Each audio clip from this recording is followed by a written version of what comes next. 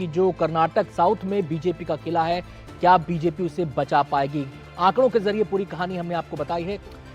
तो कुछ और आंकड़े आपको दिखाते हैं जो कर्नाटक की तस्वीर को और आपके सामने साफ करेंगे। तो सवाल इसमें यह है कि 2023 की जीत क्या 2024 में कांग्रेस दोहरा पाएगी? विधानसभा चुनाव की हम बात कर रहे हैं। कांग्रेस ने 2023 में 135 सीटें जीती थी। वहीं बीजेपी की परफॉर्मेंस की बात करें तो बीजेपी के खाते में 66 सीटें आई थी और जेडीएस के खाते में 19 सीटें आई थीं।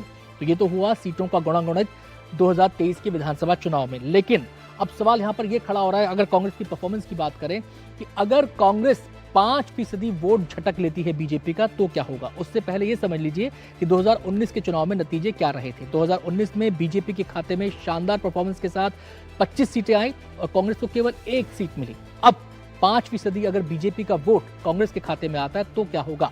कांग्रेस के खाते में आ जाएंगी 10 सीटें और बीजेपी को 16 सीटों से संतोष करना पड़ेगा। ये तब है जब 5% वोट छटक जाता है। लेकिन क्या ये इतना आसान है? क्या ये मुश्किल है? इसको समझने के लिए कुछ और आंकड़े अब हम आपको दिखाने जा रहे हैं। विधानसभा और लोकसभा चुनाव का कंपैरिजन आप इसमें देख पाएंगे।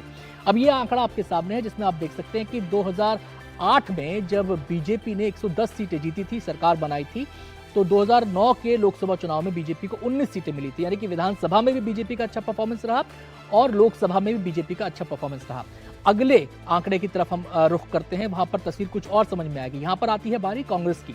2013 में कांग्रेस ने शानदार परफॉर्मेंस किया, सरकार बनाई, 122 सीटें आई विधानसभा चुनाव में। लेकिन जब हुआ लोकसभा का चुनाव 2014 में तो पार्टी 9 सीटों पर सिमट गई। यानी कि विधानसभा के चुनाव के प्रदर्शन को लोकसभा के चुनाव में कांग्रेस दोहरा नहीं पाई। अब जरा अगले आंकड़े को देखते हैं। अगला आंकड़ा क्या है? 2018 विधानसभा चुनाव की बात करते हैं। बीजेपी के खाते में 104 सीटें आई, 100 का आंकड़ा पार किया और बीजेपी ने 2019 के चुनाव में यानी कि विधानसभा में भी अच्छा प्रदर्शन किया 18 में, 1 साल पहले, और 19 के चुनाव में 25 सीटें 28 में से हासिल की। एक बार फिर से शानदार प्रदर्शन यहां पर बीजेपी का रहा है। तो विधानसभा चुनाव लोकसभा चुनाव का कंपैरिजन करते हैं तो बीजेपी का जो परफॉर्मेंस रहता है वो एक जैसा रहता है और जबकि कांग्रेस का परफॉर्मेंस थोड़ा अलग हो जाता है। अब 2023 की हम बात कर लेते हैं। 2023 में कांग्रेस को 135 सीटें मिली, बंपर बहुमत मिला। अब सवाल यह है कि 2024 में पार्टी इस प्रदर्शन को दोहरा पाएगी। और अब बात कर लेते हैं मोदी फैक्टर की। 2014 लोकसभा चुनाव की अगर हम बात करें तो देश भर में मोदी के नाम पर 27% वोट हुआ और कर्नाटक में ये आंकड़ा 57% था। 2019 के आंकड़े पर अब जरा गौर कर लेते हैं। 2019 में देश में 32% वोट मोदी के नाम पर पड़ा और कर्नाटक में 54% वोट पड़ा। तो मोदी फैक्टर कितना बड़ा रोल प्ले करता है इन आंकड़ों से समझ में आता है। अब हम अपने मेहमानों का रुख करेंगे और उनसे जानेंगे इन आंकड़ों के जरिए क्या तस्वीर उभर कर सामने आती है। अदिति जी, विधानसभा चुनाव और लोकसभा चुनाव का कंपैरिजन करें तो क्या तस्वीर इस बार उभरती हुई नजर आ रही है? अगर देखा जाए तो कई चीज़ें ऐसी हैं जिसकी वजह से कांग्रेस एक तरह से ऑन द बैक फुट है। बहुत सारी चीज़ें हैं जी। लेकिन इसमें कोई शक नहीं है कि भाजपा कोशिश बहुत कर रही है और सबसे बड़ी भाजपा के पास जो ताकत है, जो ब्रह्मास्त्र है, वो नरेंद्र मोदी है। अमिताभ जी, जो विधानसभा चुनाव हुए हमने देखा उसमें जो कांग्रेस की घोषणाएं थी, वादे थे, स्कीम्स थी, उन्होंने बड़ी भूमिका निभाई उनकी जीत में और पार्टी ने उन पर काम किया। अब अगर हम लोकसभा चुनाव की बात करें तो क्या ये फ्रूटफुल लोकसभा में भी साबित हो सकती हैं? देखिए, अगर इम्प्लीमेंटेशन ऑफ गारंटीज की बात करी जाए तो इम्प्लीमेंटेशन सिद्धारमैया सरकार ने अच्छा किया है। वहाँ पर महिलाओं में जिन्हें 2000 रुपये मिल रहे हैं और फ्री बस ट्रैवल मिल रहा है और गरीबों को मुफ्त बिजली मिल रही है, राशन मिल रहा है और युवाओं को अनएम्प्लॉयमेंट अलावेंस मिल रहा है। तो इम्प्लीमेंटेशन ऑफ स्कीम्स या गारंटीज अच्छी की है कांग्रेस पार्टी ने।